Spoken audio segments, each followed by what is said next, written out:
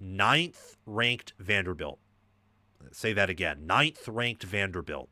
Top 10 Vanderbilt. Travels to a 2-loss Texas team that's ranked 20th. Who would have thought that Vanderbilt versus Texas would be a critical, fork-in-the-road, pivotal game in the month of November, to kick off November on November 1st? Raise your hand. Tell me in the comment section below if you thought that way. I did not. I was too low on Vanderbilt and too high on Texas. Before I continue, liking the video, watching the video all the way through, and commenting your thoughts down below are the best ways to support the channel, as they help push me into the algorithm, help me to receive a larger paycheck that I can use to reinvest in producing elite analysis for you all. Subscribing to the channel, hitting the notification bell, sharing the video around, and supporting us in other ways that you can find out via the description are other awesome ways to support our operation at College Football with Sam. We are becoming the best. We want to be the best. Thank you all for making that possible. That's all I will say here. I do not think Arch Manning plays in this game. Texas is only favored by 2.5 points. Based on the matchups here, how Arch Manning played against Mississippi State, and the fact that Mississippi State had almost a flukishly good performance against a Texas defense that had not allowed any offense, whether Ohio State, Florida, Oklahoma, to move on them as Mississippi State did, I do think this defense will come back down to earth, regress to the mean in a positive way, especially since this is their first home game in a month. First home game in a month for Texas. And yet the spread's only 2.5. I could see it come down lower, or I could see it go more in Texas's direction. I think depending on the Arch Manning news, that's where you'll get your movement. I do not think he plays here. That injury against Mississippi State looked like something that will take a little bit to recover from. Let's take a pop at Vanderbilt's schedule here. They have a very real chance at reaching the playoffs. In my playoff bracket, I picked them to reach the playoffs as one of the road teams, playing Oregon on the road. That's my current projection for Vanderbilt. I struggle to see them beating all of Texas, Auburn, Kentucky, and Tennessee. They should crush Kentucky. Auburn should be a win, but they're hanging on just enough with that win over Arkansas to where Hugh Freeze will probably still be the head coach. He'll still be fighting to keep his job. That'll be a motivated, tough Auburn opponent. And Texas and Tennessee are more talented than Vanderbilt. Tennessee's traditionally owned Vanderbilt. Even last year when Vandy was overperforming, Tennessee really made it hard for Vanderbilt to scale with Tennessee's style, and they pulled away pretty quickly and blew them out. And Texas on the road's no easy chore. You're an underdog here. The job that Clark Lee, that Tim Beck, Jerry Kill, that they have done has been phenomenal, especially on offense. Defensively, they've had some struggles, but they still have some good players there. The way that they've recruited, developed, scouted is at the top of any ranking of front offices or CEO jobs or general manager jobs. For Texas, they have to win out if they want to be in the playoffs or in Atlanta. Vanderbilt is to win out if they want to be in Atlanta, I think. But a 10-2 Vandy, with the schedule they've played and the fact that their only loss at this point is to Alabama, I believe would be in. Texas at 10-2 would be in, but they can't afford a loss. They got to beat Vanderbilt at home. Then they get a bye, a much-needed bye, before traveling to Georgia. And then you host Arkansas. That's a tricky spot. Right in between the road game at Georgia and a home game against a possibly undefeated A&M team. Both are better than you. Both are power rated higher than you, at least in my metrics and any metrics that can accurately account for how bad Texas has performed in their recent 2 games. A&M's power rated higher than Texas. Having that Arkansas team there is tough. This is one of the tougher November schedules in America. Vanderbilt's better than I thought. A&M's better than I thought, even though I was high on them preseason. Georgia's about the same, where I had Georgia as a top 5 rated team preseason, mostly based on the fact at the end of the year I thought they'd be there. I do think they'll clean up stuff as the year goes on. And Arkansas is actually better than I thought they would be. They just have a similar record because their schedule's hard and Sam Pittman was incompetent. And they have no defense. This game is very important for Texas. And the fact that they do not have their starting quarterback in a game like this is painful. So why is Texas favored if they don't have their starting quarterback? Why? Against a Vanderbilt team that is hot, that knows how to play with limited possessions, that has outcoached the majority of its opponents, and is more than punched above its weight class this year. Why? Why is Texas favored? Well, I think Texas is favored here. Because they're at home. The 2.5 line actually implies that neutral field would be a pick 'em or you'd slide Vanderbilt's way. And if this were at Vanderbilt, even if Manning were healthy, I think that Vanderbilt would be favored. Probably by a point, maybe a 1.5, or maybe Manning means that much and Texas would be favored, but by less than they currently are. Texas on defense has almost been flawless outside of a quarter against Florida and the 4 quarters against Mississippi State 2 days ago. It's one of the best defenses in America. And what they are particularly good at is stopping the run. The pass defense is what's caught them with their pants down at times. Mississippi State, Florida, and Ohio State for a drive. Basically able to exploit that Texas secondary, which they like to play single high safety at times. They love to be aggressive with PK, and these teams with better receivers, with good QBs, and then Jeff Lebby is the master of tempo. They can sometimes get those defenses.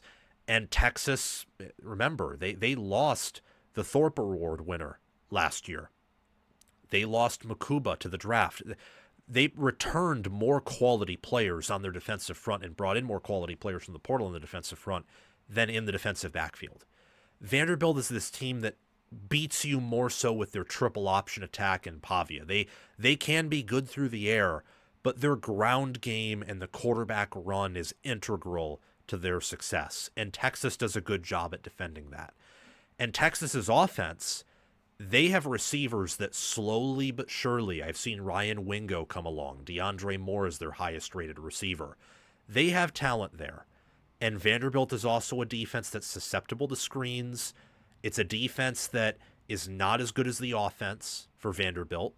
And Texas has enough talent and athleticism to where they should be able to put some points on this Vandy defense. This game is going to come down to, regardless of whether Manning plays or not, it's going to come down to the Texas defense and the Vanderbilt offense. And particularly Texas stopping the run and whether or not Vanderbilt is going to be able to have a consistent enough ground game to move the football, to play off of their triple option, limiting possessions offense, and whether or not with the limiting possessions they will be effective enough at moving the ball. Because if Texas gets a few punts and stops, Texas then can control the possession game, and that's where Vanderbilt usually gets in trouble. Keep an eye out for, outside of Diego Pavia for Vanderbilt, their tight ends, Cole Spence and Eli Stowers. They're going to have to match up against Michael Taff or whichever safety is playing in his spot if he's still out. And they're also going to have to be matching up against these linebackers for Texas. So Brad Spence, Anthony Hill, anyone else there. You're going to have to match up against those powerful Texas linebackers and safeties. On defense, Corday Seidnor and Miles Capers, the defensive ends. I'm curious to see how or if Texas is able to protect their quarterback. They've really struggled at doing so, protecting the quarterback and even getting a push in the ground game. And also watch out for Langston Patterson at linebacker for Vanderbilt.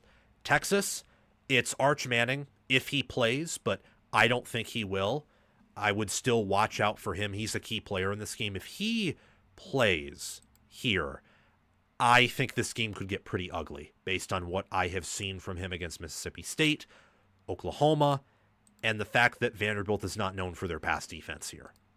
They're known for their run defense and their run offense, then pass offense, and pass defense is in a very distant last place for what they're known for. They'll probably will be starting Matthew Caldwell is who they'll probably be starting. DeAndre Moore Jr. at wide receiver, and then tackle Trevor Gooseby are other players to pay attention to for the Longhorns. And defensively, Colin Simmons, Ethan Burke, Michael Taff, Anthony Hill, Manny Muhammad, Cole Brevard, Hero Kanu. Pay attention to those guys on the interior of the Texas front, the pass rushers. This is going to be a huge game. Again, it's going to be Texas's first home game in a minute. We have not seen Texas play at home last since, I believe, Sam Houston State? Really? It's been that long? That's crazy. Yes, that was the last game, because after that game they were 3-1 and they hadn't played an SEC game yet. That's crazy. So this place is going to be bumping. It's going to be loud. They are going to want a huge win. If whether or not Sark is lying or telling the truth about how he has no interest in an NFL job, him and the roster are going to be mad over those reports. And I think you'll see that in this game.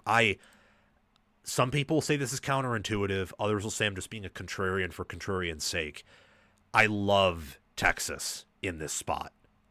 I think that any number below 3 is way too much in Vandy's favor. And if Manning plays, Texas will win this game, I think, by double digits. I could be wrong.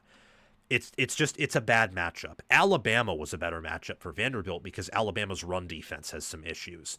And their rushing offense has not shown the same ceiling that Texas might have. This game is probably Vanderbilt's worst matchup of the year, looking at where the game's played, the location on the schedule, the fact that it's pretty far distanced from a bye for Vanderbilt, and how Texas is returning to play their first home game in a month. I believe that Texas will win. Texas will cover here. The Longhorns are still going to be alive in the college football playoff race and technically the race to Atlanta in the SEC championship game. Love Texas's pass defense and rush defense in this game. Texas will get things here and there in the passing offense. It'll be inconsistent. It will be an ugly win, but Texas will control the game mostly from start to finish. I do believe that the overall team goes Texas's way. If I had to change one thing on this list, I didn't think too much about it before exporting that graphic. I would put Clark Lee and Steve Sarkisian equal in terms of the staff, but Texas's staff is pretty underrated. I think that a lot of the issues that Texas has, and this is on staff, but I don't think a lot of this is an indictment of Texas's position coaches when I look at how their team is performing this year. Some of it's on the O-line, but a lot of this is also on Arch Manning and how he just has not performed to the level that Texas thought he would, or that anyone really watching football outside of a few people who were well ahead of the curve thought he would perform. So I still think Texas is one of the better staffs in college football, even with their failures. I still think that many of Penn State's coaches are still amongst the best in football. The head coach was just responsible. Same thing with LSU. Yeah, head coaches matter a lot. And I don't think Sarkisian is an elite head coach, but I think he's wonderful. So Texas's matchup advantages here. This game would impact the standings quite a bit because Vanderbilt and Texas are currently tied in the standings for 5th. The loser would, after this Saturday, drop a few spots. The winner would rise a spot or two, and they would be in that conversation with an outside shot to go to Atlanta, depending on what happens with Texas A&M or with Alabama. Horns win, Horns cover. I would not be shocked if I were wrong, even though I'm confident in Texas, just because of the coaching job that Vanderbilt's done and their ability to win and control close, competitive games. Thanks for watching this video. Make sure, if you haven't already, to like the video, subscribe to the channel, hit the notification bell, comment your analysis and thoughts down below so I can reciprocate my thoughts with you in the comment section, and check out anything on these end screens that are up here. Whether it's a recommended video or playlists for teams that I'm talking about in a preview, prediction, or a reaction, make sure to hit the notification bell on those, scroll through them, and watch any suggested videos if you are interested. Thank you for helping college football with Sam become the best and the biggest college football brand and channel on YouTube and other social media platforms. We will reach that one day because of your support.